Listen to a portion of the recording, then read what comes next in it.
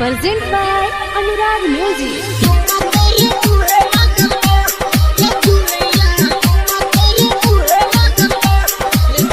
हमके दिली बड़ी परिकाई मन कर हम कहवा जाई।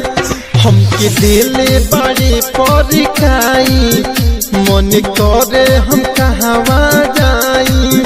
हम भैनी परेशान ते करैले लेवान तब से ध्यान हमार उहे लागल बा।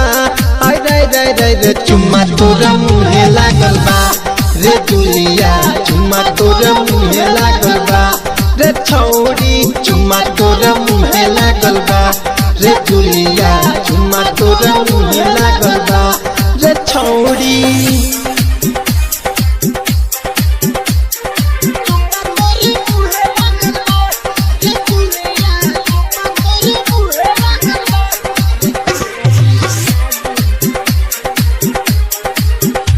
न रहले रहता न सहले सहाता दिहले बाड़ी तब से बिगड़ल बा मन।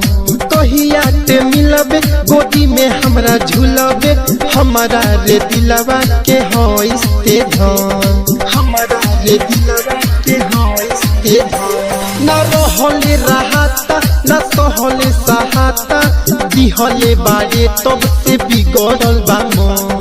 कहिया ते मिलबे गोदी में हमरा झूलबे हमारा रे दिलवा के होइस्ते धन होइस्ते धन। अब होता न तनी बर्दाश्त रे कब वही बेटे हमारा पास रे।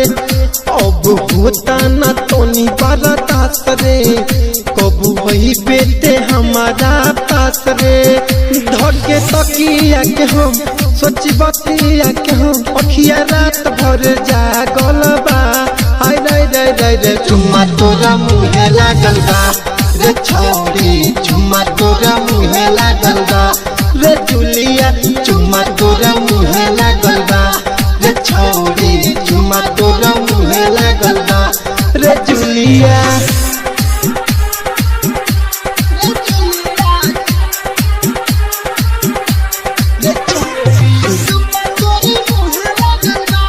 Recording by Rangoli Studio Mirganj. कोई दिहले जादू भैनी हम बेकाबू कोइले बादिलवा पर काय असर। कहे चुनु आज सुनो गोविंद राज छोड़ले न बाबे कौन कसर छोड़ले न बाबे कौन कसर।